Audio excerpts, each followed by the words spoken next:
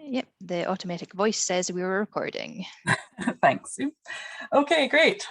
So I'm just going to run you through very quickly what's available, what type of applicants are eligible, what type of buildings are eligible, the eligible measures, and the kind of very initial steps that you need to take. And then I'll hand over to Katrina, who will run you through, as I said, the application in a bit more detail.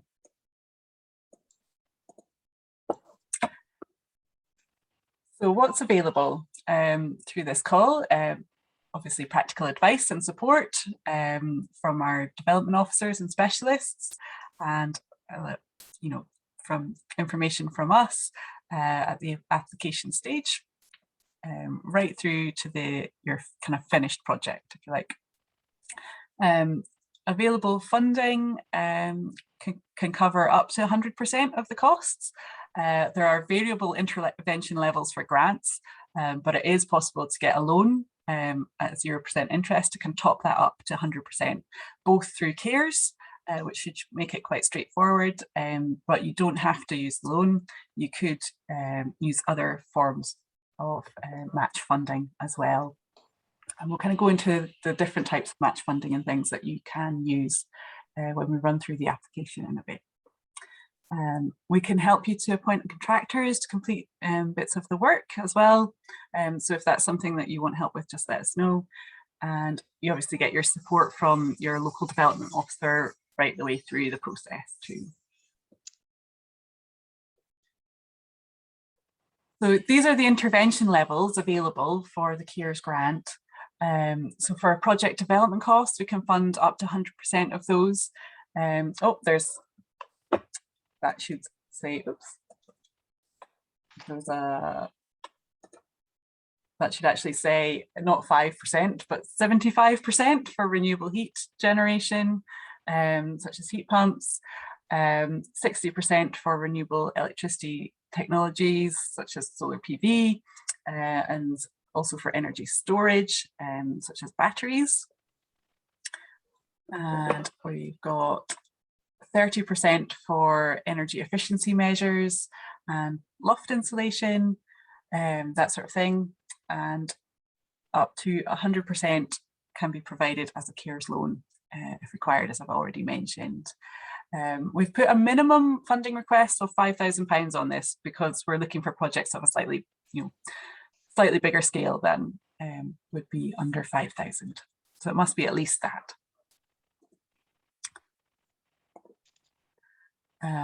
The programme, we can do rolling approvals for this. So the sooner you get your application form in, the sooner we can have a look at it and hopefully approve it or go back to you with any other questions that we've got. At the moment, we've got a deadline of the 30th of September. So that's just the end of this month for applications. What's important is that you must be able to spend the funding that you ask for by the end of March next year. So you can kind of plan things. You can put together a programme of work, if you like, where you want to take forward some of the work this year, maybe some of the work in future years, but you just apply for the work that you want to do this year. Hopefully that makes sense. So the types of applicants that are eligible, applicants must be constituted non-profit distributing community organisations, including organisations with a charitable status that are established and operating across a geographically defined community, or they can be faith groups. So kind of two categories there. It's either the community organisation or the faith group organisation. And some of the common types of community organisations are listed there. What's important for this particular round is that there's a minimum of 3 unconnected persons on the organisation's management committee or board. So sometimes most of our funding calls will ask for open membership, but for this one in particular, we've gone with 3 unconnected persons.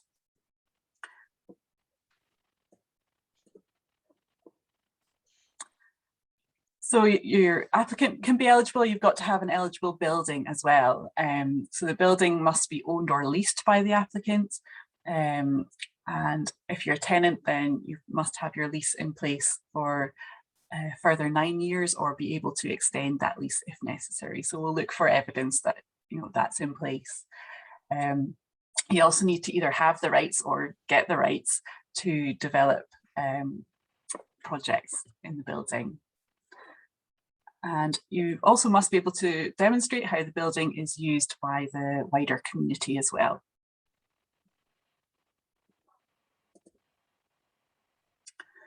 And then you must apply for eligible measures, obviously. So the projects must include at least one renewable generation technology.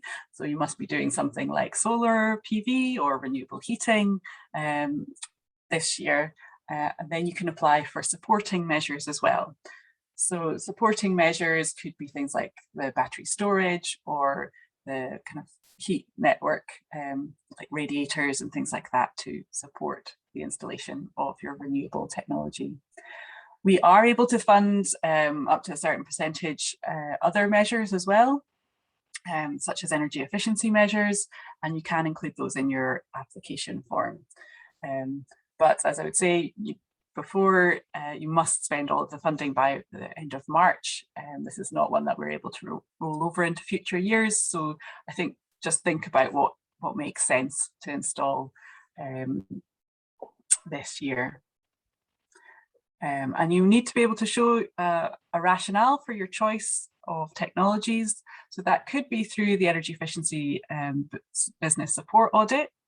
But it could also be through another feasibility study or options appraisal that you've had done that shows that this is appropriate for your building.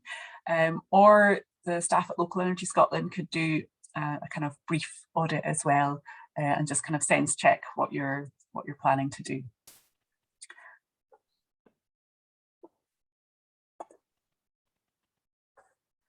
So the initial steps, I would say get your expression of interest in if you haven't already. This gives us some indication of the numbers of projects that are applying and also the types of projects and whether they might be eligible this year. Also get an energy audit done if you haven't already. Zero Waste Scotland are supporting this call with us. They are, if you mention that you're applying for the CARES programme, they will help to prioritise your support and get your energy audits done as quickly as they can. But obviously they can only do that for a certain period of time. So you do have to mention it when you speak to them initially. You don't, as we've said before, you don't have to get the energy audit. There are other things that you can do, such as the options appraisals or feasibility studies that you may already have. But if you haven't got anything already, this is a great first step. Then complete your application. If you're unsure about your eligibility, complete section 2, and that will just do that check of whether you are eligible, your organisation is eligible, your building is eligible, and the measures you're applying are eligible. And that just will do that quick check for you. However, you can just send the whole application form in if you're kind of ready to go. Just get it all filled in, and then your development officer can work with you and run through anything that they want further information on. And step 4, get application support. So your development officer is there to help you. So the kind of more you speak with them and the earlier you engage with them in the process, the more that they can help you. And hopefully the more successful your application can be. That's the end of that little presentation. I'll stop sharing and hand over to Katrina to run through the application in more detail.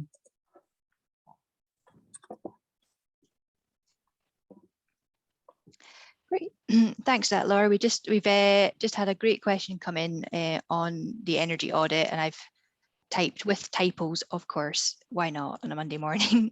Just a very quick response there, but if it's not answered in full, let us know by the end here.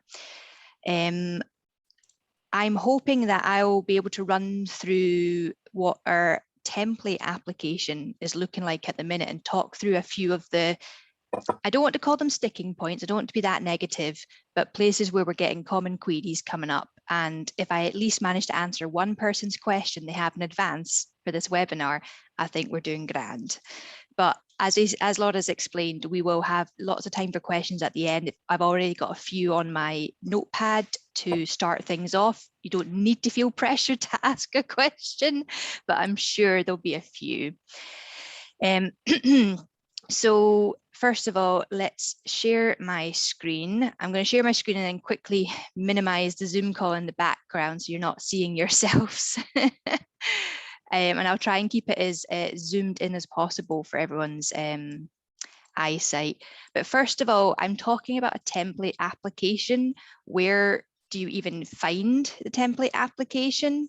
And the answer would be from our website. If you're struggling to find it on the website, email in one of our team and we can link it for you. But you'll find it linked as the example application form as a green hyperlink, and you can download it as a Word document. And that's under the funding call web page there. So let's say you've downloaded it and you now get it brought up. We have a Word document that will look very, it basically is the application, but we've added in some black and grey text as a bit of an indication. I'm anticipating a lot of people in this call will have already done section 1 in expression of interest or are about to submit it. This is the most simple, straightforward part. I won't dwell on it.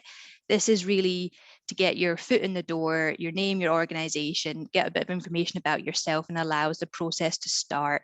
I have to stress that obviously completion of section 1 does not constitute a full application. Instead, once they come in, we get a bit of an idea of what you're doing from the summary section. What are you doing? It might be solar panels on a community hall, for example. What are you planning to do about that? Why do you want to do it? That's what we get from the EOI mostly. So I will move on from that part there. Section 2, this looks a little bit like ticky boxy. I'll try and explain a little bit behind this, which might help why we're asking for certain documents. As Laura said previously, we are checking 3 parts of eligibility: yourself as an organisation, your building, and your technology choice as well. So it kind of follows that through here. Now, once you've been assigned a development officer, that might be your regional one, it might just be one of our wider team. When it comes to submitting paperwork, we are mostly doing emails at the moment, unless you have a prior arrangement here, because we are still remote working or from home. So we are receiving a lot of the justification documents, the evidence, a lot of the eligibility documents just coming in by email for the record to be stored there. And so in the application, we're just seeing yes, no, but your development officer is keeping a track of what documents have been provided for that and maybe what's still to go. So first part's all your organisation there mostly, and this justification might be constitution documents. You might have an email chain or a written statement, for example. I'll move on to the building, the site eligibility.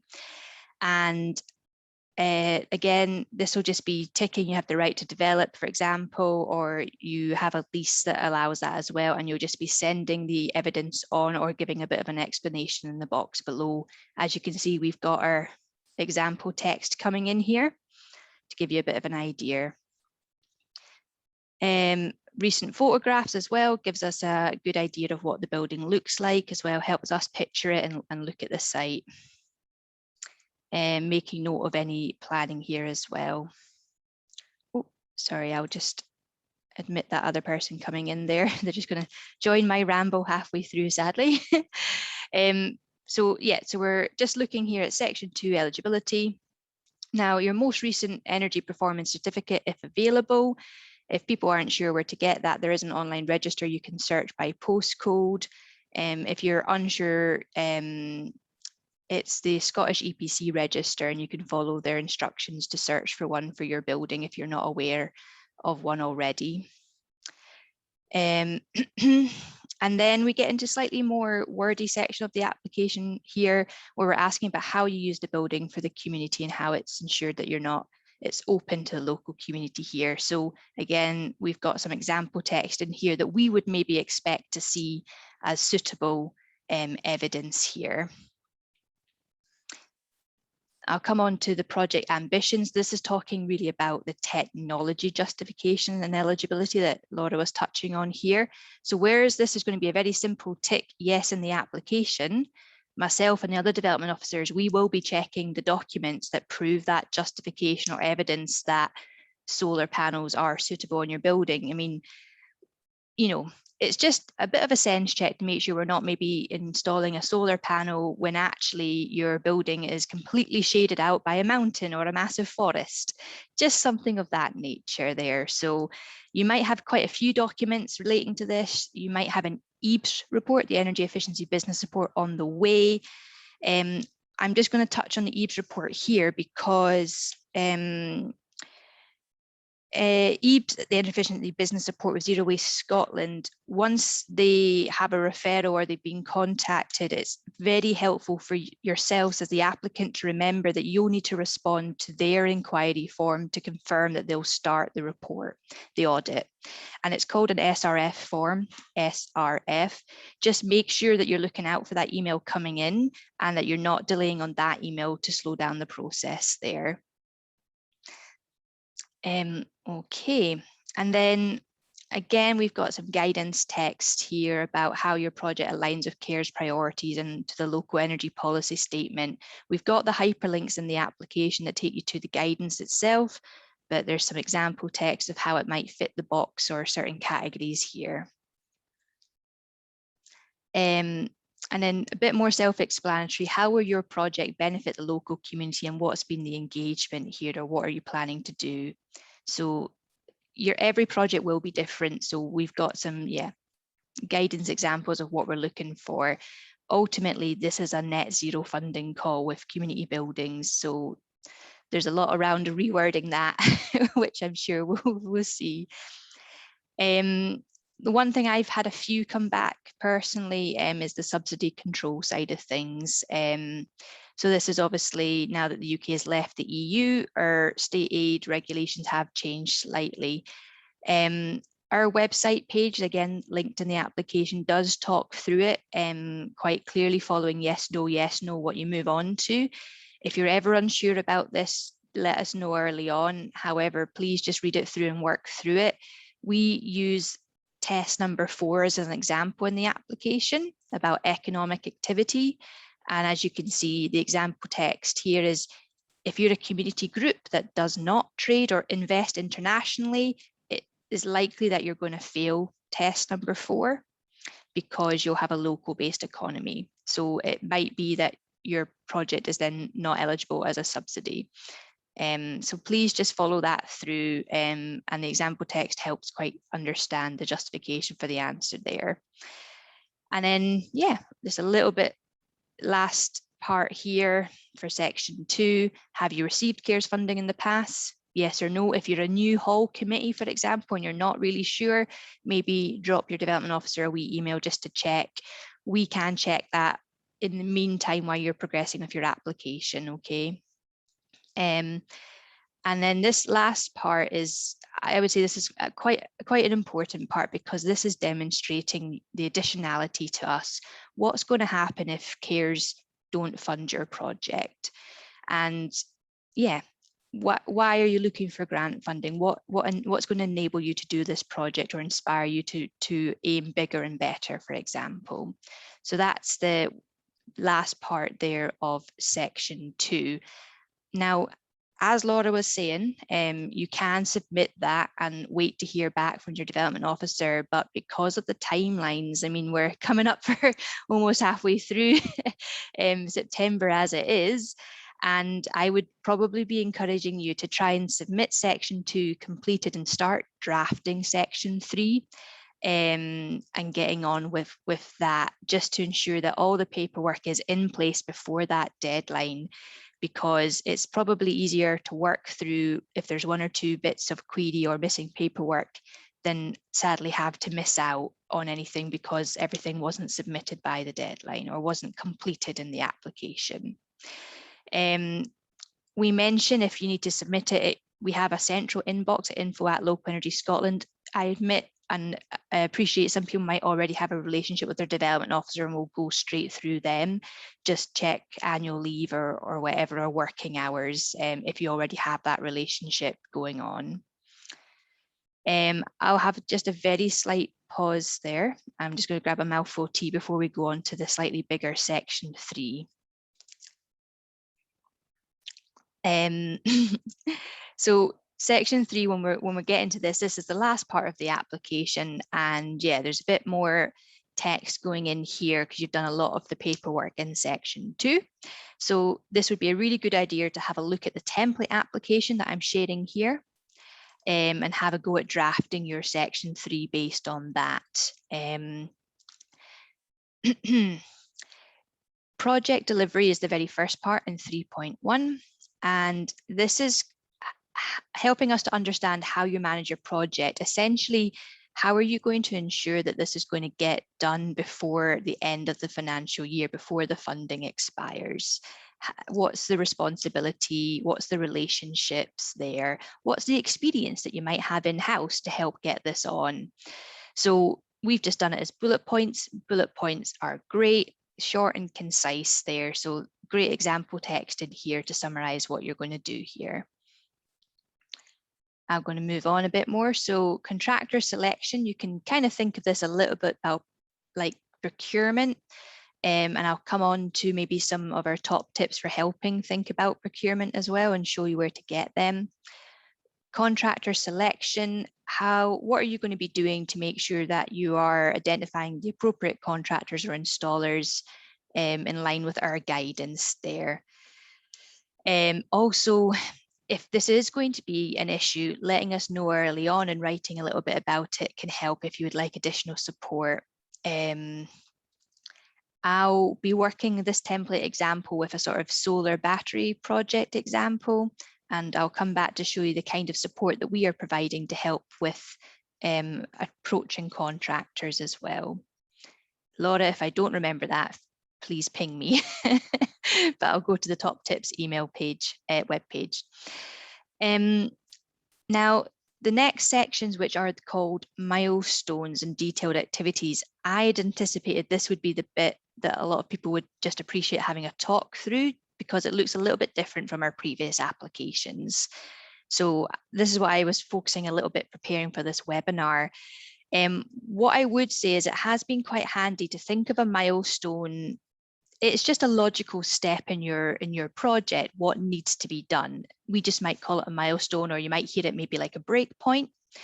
But I've been thinking of the milestones. I've actually been grouping them into the intervention levels of the grant, because your project development intervention level is at 100% grant funding. That's your consents and your permissions.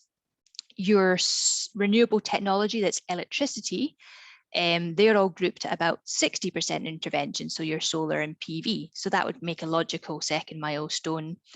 And then you've got the renewable heating side of things, that's at 75%. And then you've got insulation, energy efficiency measures, they're at 30%. So if you just thought about it on intervention levels, you've got very clear milestones per type of intervention for your grant funding. But this worked example, as I go through it, you'll see that we have just named it, project development and then capital install. So if it helps to think of it that way, any way will work. But yes, please do have a look at this template application if you're unsure, or if you have a complex project, you'll need to speak with your development officer a little bit more about mitigating that. So very first one, project development, consents and permission. Let's take an example of a solar battery project, which is what this one is with some heating. We're looking at installing solar panels on the roof and some battery storage in the building. So that's what the wording's around here. The things that we would be expecting you need to check is the right to develop, planning permission, building warrant and structural surveys, and securing a grid connection. So those are simple milestones or steps to overall get a consented project. So each column of our application you would just treat as one of these steps. And I zoom out just a little bit for people to see. We've got one column and then you've got different rows to fill in with different information to track it across here. So I'll just zoom in and let's pick up the example of securing the right to develop or the landlord permission. Not everyone will have this one, so you can just delete this or rename it as what's applicable for your project. Describe the task, so that might be written approval from the landlord and then formal written consent. Who's going to carry out that? And that might be the applicant, you, the community, with the landlord will have a consultation. Outcome or deliverable, what are you going to get at the end of this? And this would be a written consent that's formalized. Expected start date, that might be immediately, it might have already happened in the background, or it might be happening next week, for example. Expected end date. So this is actually separated out into two expected end dates, one for the principal approval, one for the formal approval. And it's just a word table, this application. So if you need to expand the rows or minimize it a little bit, you can do that editing if you need to space things out a little bit more. We've got a box as well for progress to date in case some people have been keen beans and have actually already done a little bit of work. You can put that in there. Otherwise, just put not started is absolutely fine. So total activity cost. I actually did have a question on this, Laura, that I only had coming up last night, and you might be able to clarify it with the summary table at the bottom. Someone asked me if the total activity costs, if they should separate them out or keep it inclusive or exclusive of VAT, i.e. should they have had 3 different rows like this, which I'm typing in. Mine, yeah. Yeah, that's a good question. I'm not sure. It will. I haven't had anyone else ask it. Yeah, it will depend if your project can reclaim VAT or not. Obviously, if you're eligible to reclaim VAT, those costs would not be eligible within the CARES funding. So for those applications that can't claim VAT, for now, unless we hear otherwise, perhaps separating it out, like what I've done here, I'll zoom in a little bit more, just keeps it very crystal clear for everyone, because it's this inclusive VAT figure which you'll want to be totaling up to put in the summary below. Mm-hmm. Yeah, so that's potentially one way. And as you can see, because it's just a table, all you need to do is do your double space to make an X line, and you can add that in there. This worked example hasn't, for example, separated that out. But yeah, if you're unsure on VAT costings, you know, at the end of the day, let's all just grab a calculator and just double check we have got it right. We need to all check our maths on a Monday, I feel. So sorry, moving down to the next row, is it estimate or firm costing? That means, have you got, is that being quoted or is this estimated? I'd say probably 80% of these applications will have estimated at the time of submission. At the moment, if you're struggling to think of, well, how would I estimate the cost of a building warrant when I have no idea because I've never done one before, we have got internal guidance via your development officers to help put a budget cost against that based on the rough size of your system. So let us know if you need that cost for that. If you need to leave it blank for the now and say, I need help on this, highlight it, whatever you need to do. We'll be able to put in something there for your budget request until it can be firmed up. Excuse me. So we also then come down to your own or other funding. So that would be known as match funding usually, for example. And it'll be a bit clearer in the next milestone. So I'll leave that one of how you would maybe put in figures here. We're assuming that there needs to be no other funding of your own or otherwise, because we are going to fund the development consent work up to 100%. So that's why these all read as 0. And then again, it might be not applicable because there is no funding needed. And then the CARES grant request, this is going to be 100% of the activity cost because it's the development intervention rate. Now that, when I said that, totaling up your VAT, because we have a summary table at the end of this first milestone here, and the summary table is the overall budget for that milestone. and total with the match funding, and then the total grant requested. So this is where there's no harm in, if you need to do an extra line, to be like, this is the cost without that, this is the cost with that, just to make it crystal clear.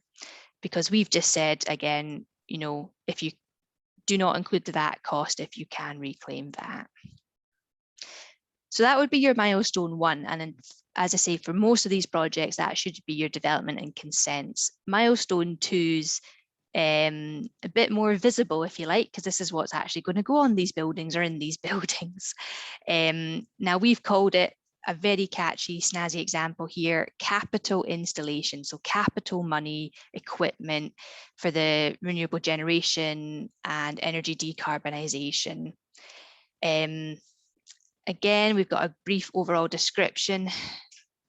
So I'm just checking how I on for my time for rambling. I'll leave that description for yourselves to look at it. Let's take the example though of a project doing PV, battery, and preparing a new system for heating, decarbonised system.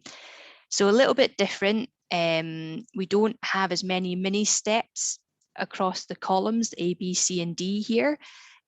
Just keep it nice and simple, because it's a simple objective at the end of the day, because you want to install solar PV on a roof, for example. So all of column 2 would be for the solar. If you're doing battery, all of column B will be battery, and on for what it is. Let's focus on the PV column and just work down it like we did with the previous one. Describing your task, I mean, yeah, just design, supply, and install PV, just as it is on the tin, if you like. Installation scale, so this, you might need a little bit of text to explain this if you have only an estimate or you're unsure, but we're looking for the size of the system in kilowatts, for example, or kilowatt hours if it was a battery. Or it might be unknown yet until your feasibility study is completed and you get an idea. If you're really unsure of what to put in here, you know, let your development officer know, leave it blank or have it as an estimate for the now. But working through with a 20 kilowatt example here, yes or no to system replaced, who's going to carry out this work. So in all of these, we would, you know, be expecting it's going to be an MCS installer. So that's Microgen Certification Scheme, MCS installer, who is yet to be appointed, because you might not have done your contractor selection yet. We don't, hopefully we don't see just, you know, our friend Bob is going to install this on the roof. We do need to see some guarantees there for that, for safety as well.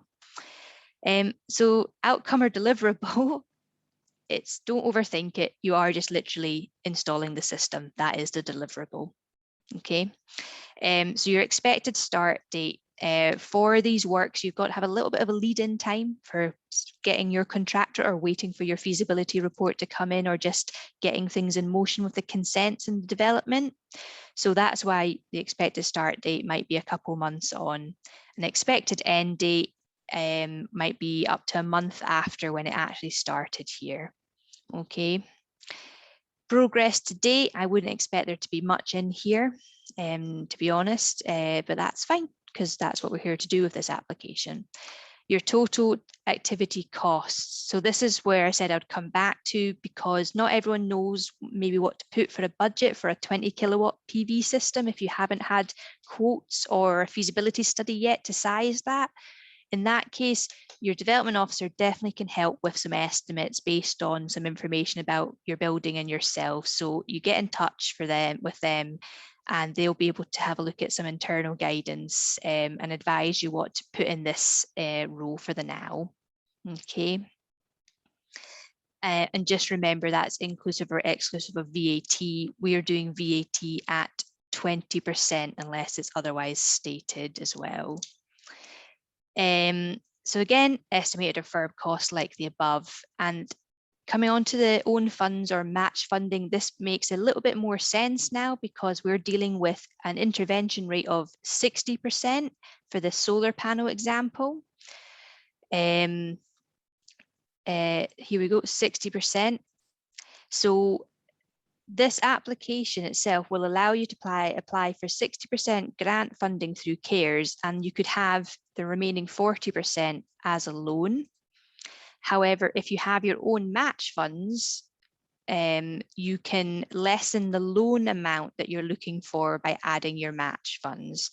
Sometimes it helps. The best way I do this is sometimes I just draw my own little table in Excel to be like, how much other money is coming from different pots to help bring this together. So this is trying to reflect a bit of that. So in this example, we're going to commit £1,000 of our own money or other funding.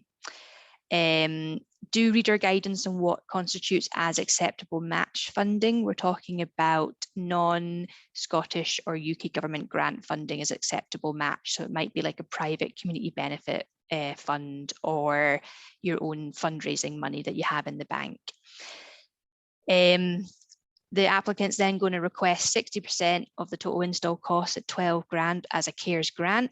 And then they're going to ask for the remaining that they can't fund as a CARES loan, and that would be 7,000. So that's the 100% funding detailed in that row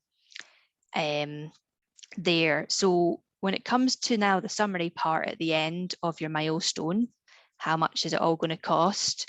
This is when you will have something in the CARES loan requested column at the end here that I'm circling with my cursor. So yeah, your total milestone costs would all go in here.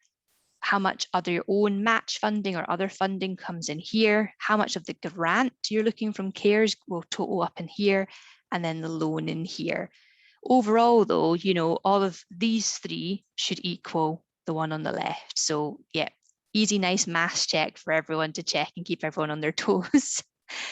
And so the very sort of last milestone I'll talk in less detail because we've now got a bit of the idea of how it's all going is just the energy efficiency measures section here. So I'm going to buzz through this one, to be honest, a little bit more, but it follows on, you know, we've got simple A, B, and C columns. There's many columns as you need, depending on what energy efficiency measures are eligible and you need for this project for support.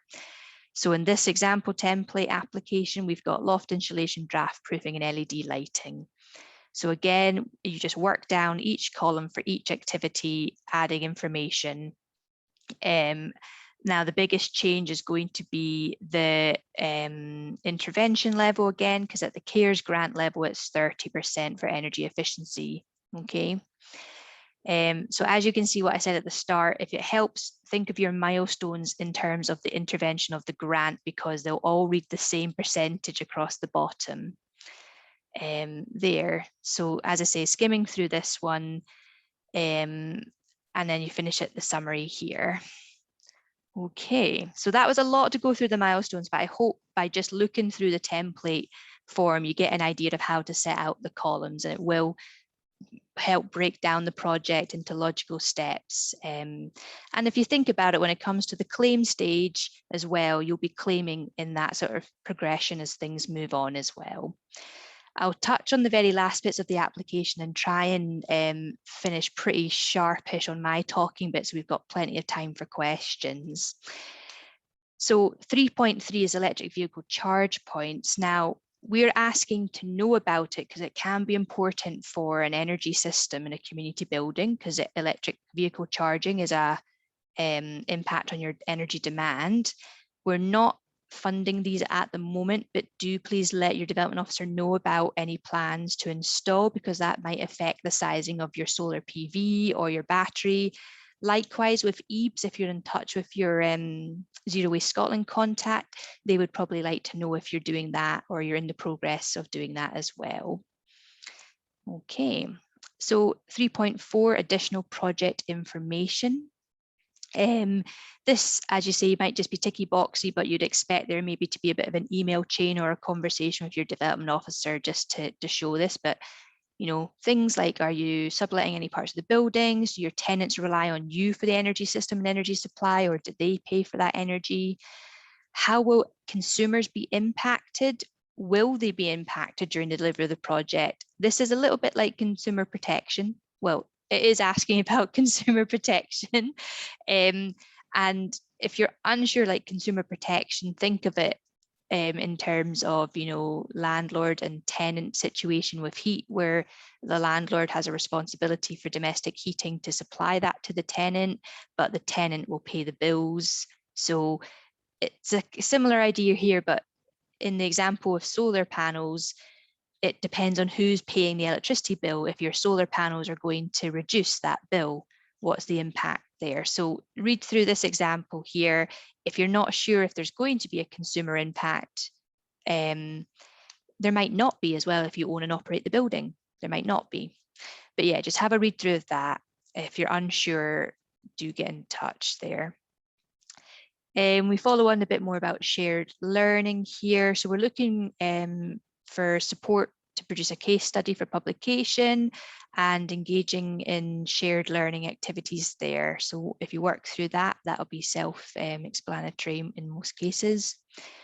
Operation and maintenance, we'd like to know how you plan to manage and operate any installed systems. Some renewables, for example, solar, we might be talking up to 20 years being in place. And if you've got a board that's changing every 5 years at AGMs or whatever, how are you ensuring that there's a good knowledge base or experience in handing over that project for maintenance there?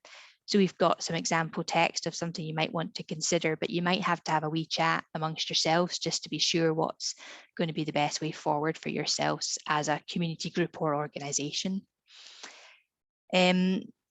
Project risks. So initially we'd like a bit about how you're going to approach risk management on the project. And one thing would be is it's not a bad idea to be reviewing your risks or your risk register, for example, a list of risks on a weekly basis throughout the project.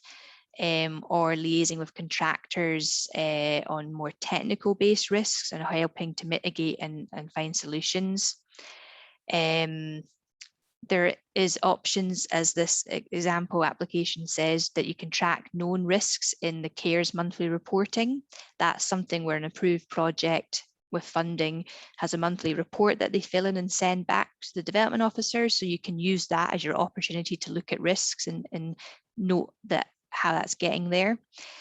We've given a few example risks with different milestones, so 1, 2, and 3. One might be a planning, if planning consent is required, but permission is denied, that's obviously a big risk, but the mitigation would be to work with the LA, the local authority, and keep the installers up to date on the requirements. So then overall the impact would be lowered by that mitigation. So these are some examples here. For that, you can obviously add to this table or add other risks if required here for what you need. And just taking it slightly to the 48 minutes here, finally we have our data protection statement.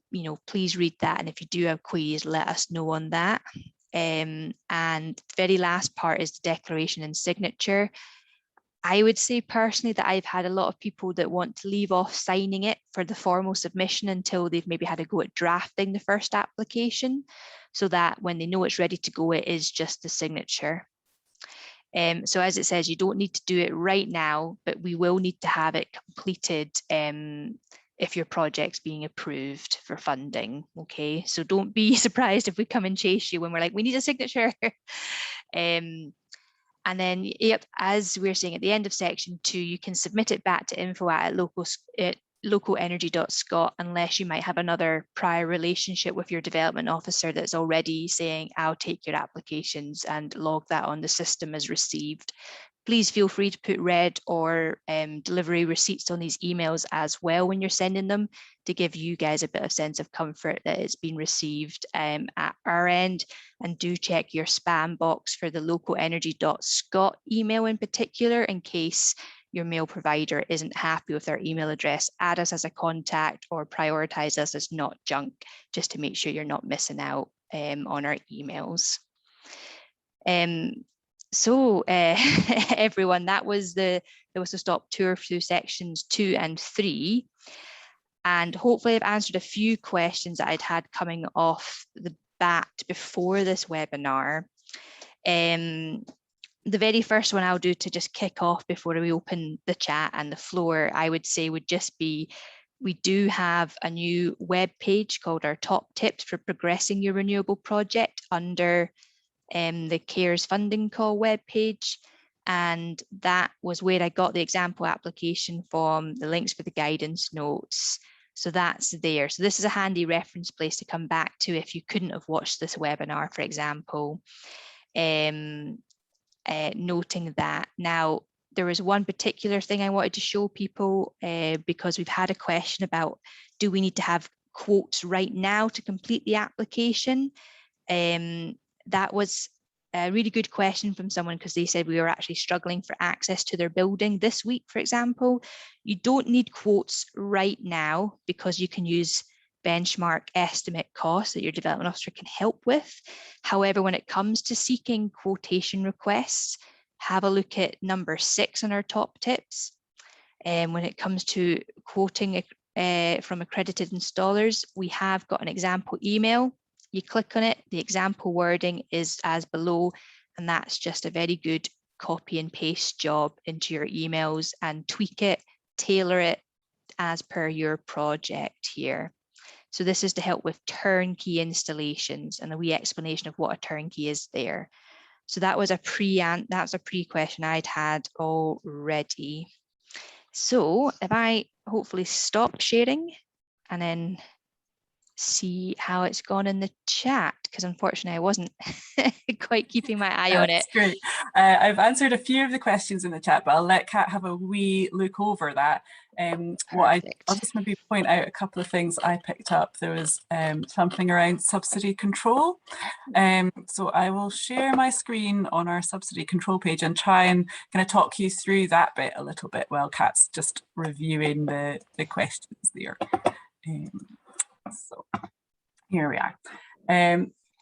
So this is our, just for information, this is our Let's Do Community Buildings guidance page. If you haven't read this already, please do. This is where we've got all our information about the process you need to go through, all the criteria, what's eligible, what's not in terms of measures, buildings, everything there. And it's also, you know, got some links to resources and things at the end as well. It does have a bit about subsidy control as well, which is what we're going to have a quick chat about just now. We do have subsidy control guidelines on our website. So subsidy control, this just determines really how we manage your grant. There are, I guess, 3 possible options, and all are fine. So you don't need to worry about being eligible or not eligible for subsidy control. It's all fine. It just determines how we manage it. So one option is that subsidy control does not apply to your project. That's quite possible with this funding round and the types of projects that we're seeing. And that's fine. That means you don't need to do anything else about subsidy control. The other option is subsidy control does apply to your projects. And then we can manage it in one of 2 ways. So if it does apply, then we can either manage it through something called a general block exemption, which sets limits on the amount of funding or the percentage of funding that we're able to give you for certain measures, or we can manage it through something called de minimis. And de minimis is an overall amount that we are allowed to give you over a 3-year period, or you're allowed to get from other subsidy control places over a 3-year period.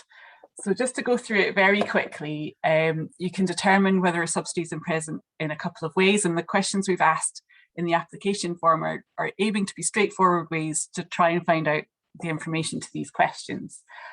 So the first one is around whether the body applying is, is it an economic actor in the first place? So that's whether you're actually engaging in economic activity and that sort of thing. So if you're not engaging in economic activity, then subsidy control is pretty certain not to apply. So you just don't have to worry about it, which is a good outcome. If you are engaging in economic activity, so you are maybe offering goods or services, then you go on to the second lot of questions. So there are a couple that are pretty much always met for peers, and that's one of the first ones. So is it from state resources? yes, it's from the Scottish Government, so that one is always yes. Does it give an economic advantage? Yes, because it relieves you of costs that you would otherwise have had to come up with. So that's usually always yes as well. The other two tests, sometimes these are yes and sometimes these are no, depending on the project. So you just have to kind of read it and think about whether this is something that would apply to you or not. So do you, for example, offer goods or services? You might or you might not. Do you will this have any impact on trade or investment between the UK and any other country? And it may or it may not. Sometimes with sort of larger electricity generating projects, it might have an impact because electricity is traded internationally. So, you know, that's a possibility. But I guess for a lot of these projects, it's mostly going to be local trade. It's not likely to be meeting this test. It may, or it may through other things that you're doing.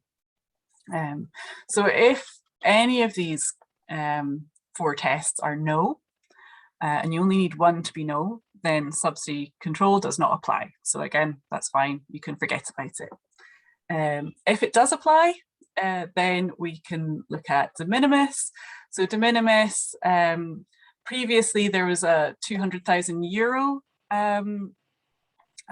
pot of funding that we had under EU law, and that could be spread across 3 years. That's 3 financial years. So that would be this year from the start of April and the previous 2 years. Now we use something called special drawing rights, which sounds a bit strange, but it's the same sort of principle. So over the 3 financial years, you can have a kind of cover of 325,000 special drawing rights. And there's a little tool you can look up to see what that conversion rate would be. So we just need to make sure that we don't go over that amount in any 3 years. So we'd need to look at any records that you're keeping from grants that you've previously had from, say, Scottish Government or lottery funds. And, you know, you have to think about whether you might be drawing down any in the future as well, because that would impact that. The other thing that we've got are general block exemptions, which we can look at, and these don't affect this limit on special drawing rights, so it's a completely separate thing. And if you go down the general block exemption route, then you would get, say, 60% of your solar panels funded, which would align with, you know, what our call is anyway. And you know, that's kind of it. And what we do then, you don't need to keep a record of that. We keep a record of that, and the Scottish Government will ask us to update them annually on the amount of funding that we give under general block exemptions and who we give it to. So this under de minimis, there's a bit of, you know, you've got to keep a record of what that is and provide that to any future funders. Under general block exemptions, it's more us that do the record keeping. Although you do have to make sure that you don't, with any other projects, you wouldn't go over your general block exemption limits. But if this is something that is part of your project, which it may well not be, then we can talk to you about that in more detail. I'll stop sharing that. Kat, if you want to come in on any of the other. Great, thanks for that, Laura. I know there was some people that had to head off at 12, so I was just trying to quickly do a wee word back to particularly a Janet about the firm quotes, and that was just to confirm, no, you don't need your firm quotes to submit the application at this point. You can be in the progress of organising that. Indeed. Going, just from the top down, Laura, thanks for jumping on a few of them quickly already. And it always helps even to me just to have the plain English of the subsidy control. So always appreciated. I would just say as well, like, if you're really unsure, you know, there's a lot of the application that can be progressed, and the subsidy at the last minute can be looked at. So don't be put off by that and say, I'm not going to do the application until I fully understand this. Please do just continue on there. So we've had a question about, I was going to say, Laura, if I deal with stuff that's very this fund specific, there was a question for later about, when might there be a next round of CARES funding. So I'll leave that one for yourself there at the end, which you've already done a wee bit talk there. Someone's asking, do we submit section 2 directly to your development officer? Now, I would say if you've got an ongoing relationship with your development officer, do, because they'll be very up on your project more than the general mailbox. If you've not had contact with your development officer yet, i.e. no one's been assigned to you yet, do submit it to the info at mailbox for receipt and acknowledgement there. I still have people that just send it to both of us. We make sure at our end behind the scenes that we're not duplicating work there, okay? So it depends on your previous contact with CARES for that question, Tracy. Good point though. And yeah, so we've noted that Energy Saving Trust funding is not the same as CARES funding. Thanks for picking up on that one, Laura. And yeah, contractors from the MCS installers list. We've got the MCS list. If you like, you can use the Renewable Installers Finders tool on the Energy Saving Trust website. We link that in our guidance on the website to search for that, for MCS accredited there. We've had quite a few people asking about timing for MCS installers and quoting. As we were saying, please try and progress the applications in lieu, if you like, of the firm quotes in the meantime, rather than waiting for them to come in. And in terms of quotes for installations, we are getting people doing a desktop-based quote first of all, and that kind of helps you get your minimum 3 a little bit quicker rather than waiting for 3 site visits.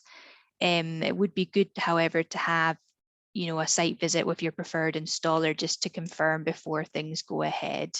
But we are all pleasantly surprised how much work can be done remotely during COVID times on things like this with satellite imagery, energy bill data, building information. And I think I'm paraphrasing this question, but someone said, will the EBS or energy efficiency business support energy audit? Will that give us a size for solar and information? And yes, if your community or your organization's building is a fit with solar, they will be able to have a rough estimate there of the size of solar system.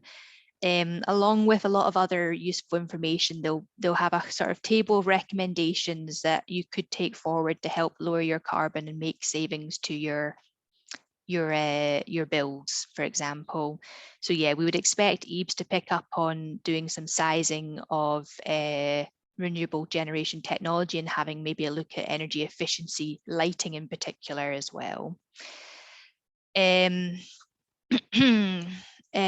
I'm really sorry, Alex Wilson, I have a question that I don't know what the context was. It just said, is this part not relevant if you own the building? I'm assuming it'll be like the milestone that was like, get permission to install renewables. I'm seeing some nods. Yes, it's not applicable if you own the building because you own and operate it, you'll have the right to install solar. Think about it as in, if for something happens for whatever reason and you need to remove that solar, who's responsible for removing the solar? Is just something to note that. So that's a really good point. Laura's linked in the chat the example application on the website that you can download. You just click on the link and it will download it as a Word document. Make sure you save that to your own documents or it will stay in the download folder and you never find it when you need it, in my personal experience. Save it as a link to your desktop perhaps, or print it out, if that helps. We are looking for contractor selection to be a minimum of 3 quotes, just to ensure fair procurement has been demonstrated with, public monies there, okay? You do not, or you might not get 3 responses. Obviously, I'm up in the Highlands, for example, and you don't always get full responders to your tenders based on the distance and geographical issues there. Do just keep that conversation going with your development officer of how the procurement's going, letting us know early on what you're finding in terms of timescales or issues really helps us be a bit more flexible and look at solutions and what we can do. We always appreciate knowing earlier what's happening. if it's a negative about the project, we'd rather know about it than wait until something gets too far along, okay? So I have a good question here about work that needs to be done before the renewable generation can go in. So I actually think I asked the same question in a similar way about air source heat pumps. If an air source heat pump's going in and replacing a water-based oil central heating system, someone was just asking me, can the cost of removing the old heating system be covered under the CARES grant?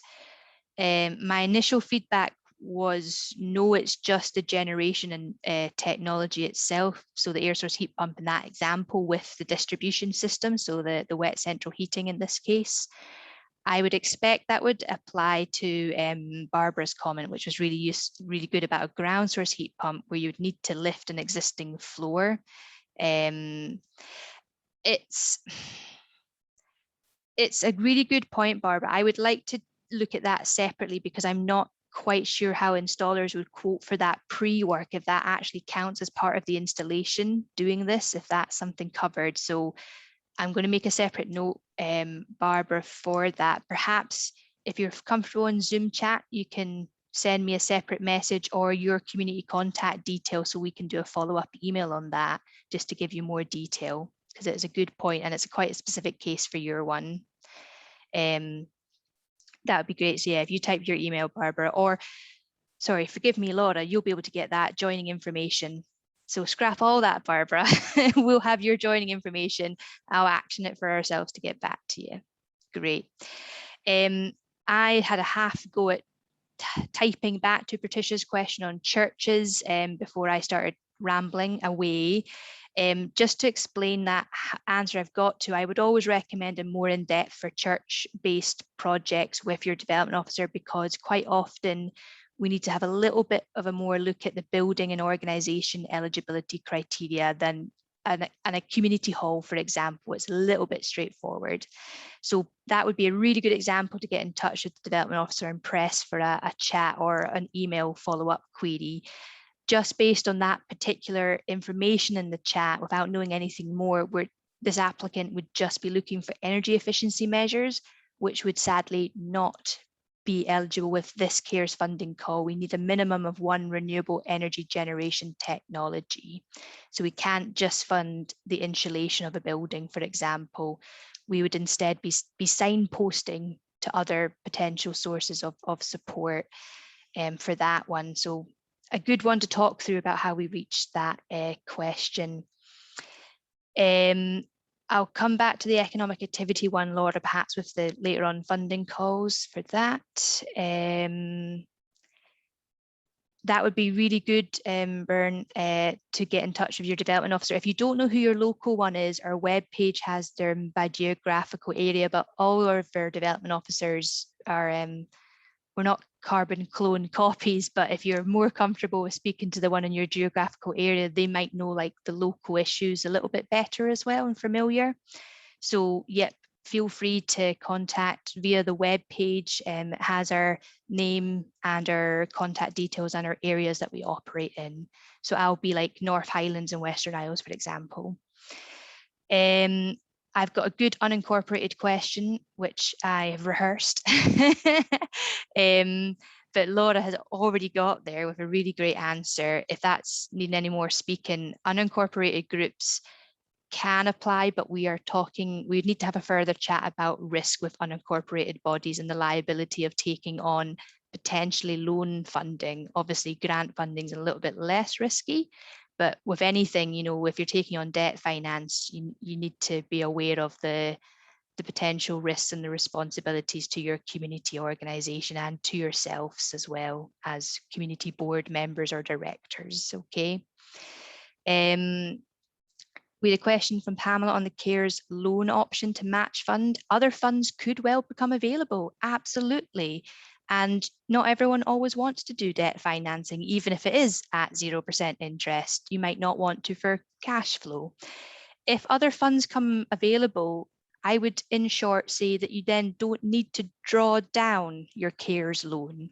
when it comes to the claim stage, your development officer will support with this, but you could just not claim your CARES loan and it wouldn't be used, essentially. So say you do a fundraising in the spring and you get loads of money from those cupcake sales, just use that to pay for your solar, if that helps.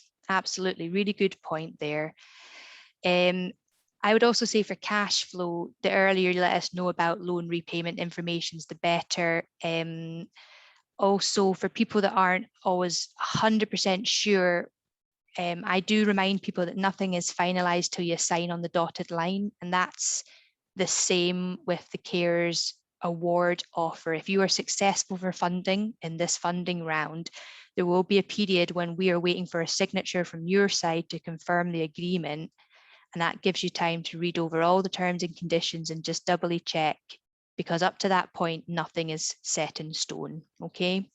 So we're not trying to push everyone into CARES, grants and loans funding just on this application. There will be a chance to accept the offer or decline it if that has to arise for whatever reason, okay? Oh, some people saying bye. That's grand, sorry.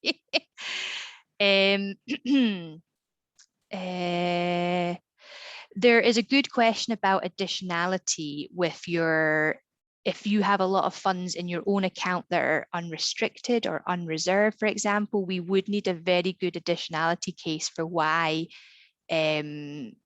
you are, for example, looking for grant support, okay? So if that is the case and you know that you have got some accounts that are showing you're sitting on money, but actually it's by your constitution, it should be shown as reserved or ring fenced, you need to let us know about that as early as possible, because you are quite right. When it comes to the appraisal, when we look at the application, we will look at the additionality case. It's not the only scoring point of the application, but it is a vital part to demonstrate. So I suppose, thank you for being very honest, if that is the case. But I would just say one example where I've had a community group that receive community benefit money from a private development. For some reason with their accounts, it always comes up as unreserved money.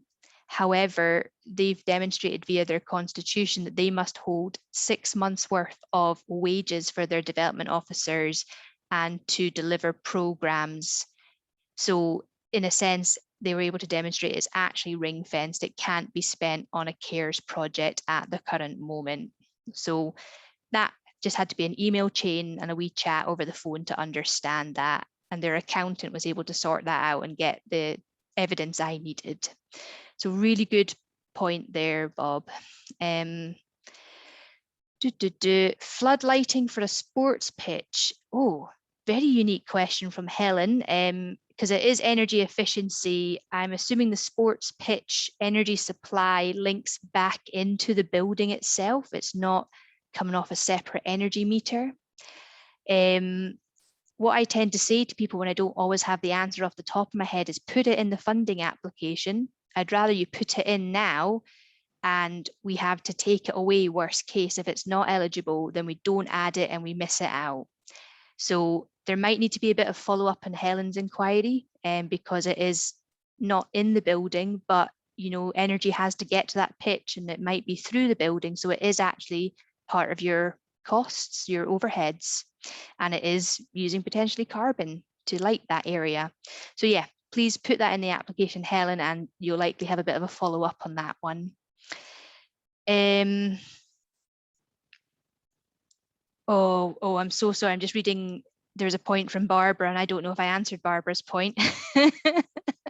I'll have to scroll back up for that one in a wee minute. I'll just come back onto some other ones. I'm glad people have been able to find the funding pages on the website a bit better now. Underfloor insulation would be eligible if it was justified in your energy report. So it's all key is that justification of the rationale of why that insulation should be in that building. I'll just finish with this question on the terms of the loan and then go back to Laura with some of the wider CARES questions about the next funding call, for example. How long is the term of the loan? It's a really good question. We don't have external loan terms and conditions to share just yet with people. They're getting there. However, we've been working with the Scottish Government to get on that. And if Laura needs to come into this further, I'm aware that we're looking about an 8-year repayment term for the loan, and that will be from the point of commissioning. Yes, from the point of commissioning. So when your solar panels, for example, are turned on, then you'll have 8 years from then to repay the CARES loan. So if people do, need to kind of check, can we afford loan repayments? If you know it's 8 years, it's 0% interest, and you know the percentage of money you'll need to borrow from the CARES loan, it's a little bit of a back of the envelope calculation at a minimum until you can get some official financial advice. So sorry, I have rambled over all the questions, but I thought I'd save the juicy ones for Laura. But thank you for such a great range of them as well, folks. Yeah, it's great. Thank you everyone for getting so involved and asking lots of questions. There was one about, when will there be another round of funding? That we do not know, unfortunately. But what I would say is that we often have funding rounds once or twice a year. So there may be another one coming up this year. We can't predict that. It often depends on when the Scottish Government has funding or budget available for us to spend. So yeah, we don't know, but what we do have is an enablement grant that operates right throughout the year. You can apply for that at any time, so you don't have to wait for a panel. And with the enablement grant, you can start your feasibility works or options appraisals and get yourself prepared really for any future funding rounds that do come up. And what I would say is that we've got the contract to manage CARES for this year and the next 3 years.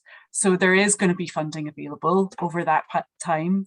So, if you don't make it in this round, there is very, very likely over the next 3 years going to be a funding round that you can apply for with a very similar, if not the same, project. And community buildings are going to be a high priority, I think. So don't be disheartened if you're not ready yet.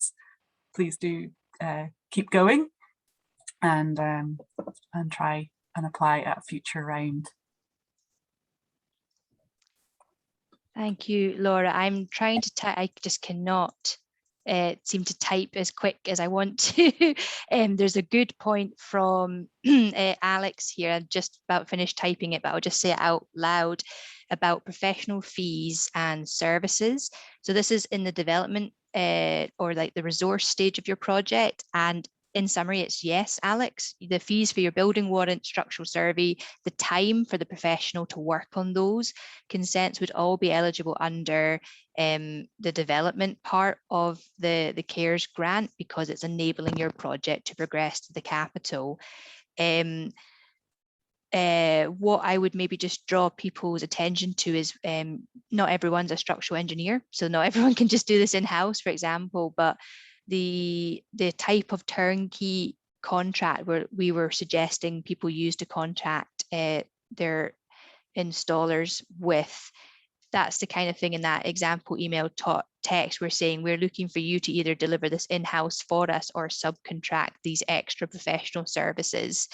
And the key thing being they're 100% grant funding from CARE, so it is at no risk to the contractor to pursue those professional fees and services if the project hits a red flag and is not able to progress. So that's why the development is critical, that it's funded to enable, so that the installers don't feel they're taking on work that they won't be paid for working hard on, So yeah, that milestone section, the first milestone, all of your consents would all be a column there for as well, and you would put a cost with those as well from the CARES grant. Yeah, so then that's a really good point for professional services and fees.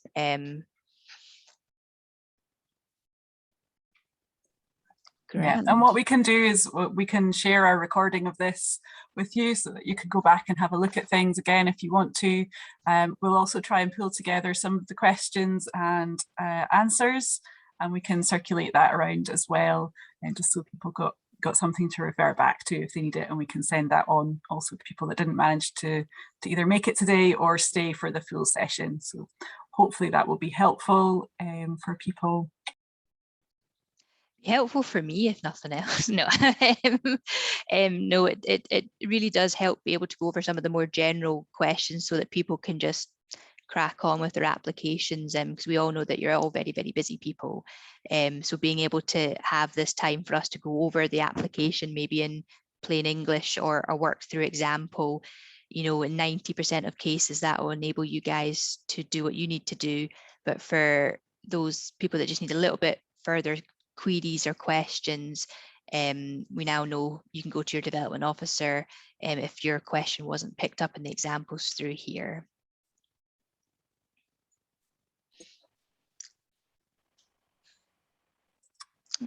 Grand. Okay. I only Thanks, rambled over everyone. a bit there, didn't I, Laura? Yeah, so That's all right. hopefully Thanks everyone for staying on for the full hour and 20 minutes. Hopefully that was worthwhile. And yeah, do feel free to get back in touch with either of us or your development officer if you've got further questions as well. Okay, thank you very much indeed.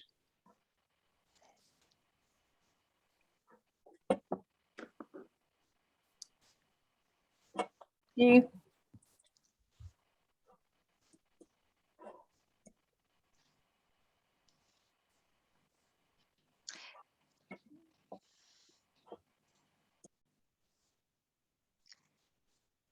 So there's a good point. I'll need to stop the recording, won't I? So an awkward 2 minutes at the end while everyone leaves, and then I will stop the recording. Great, here we go.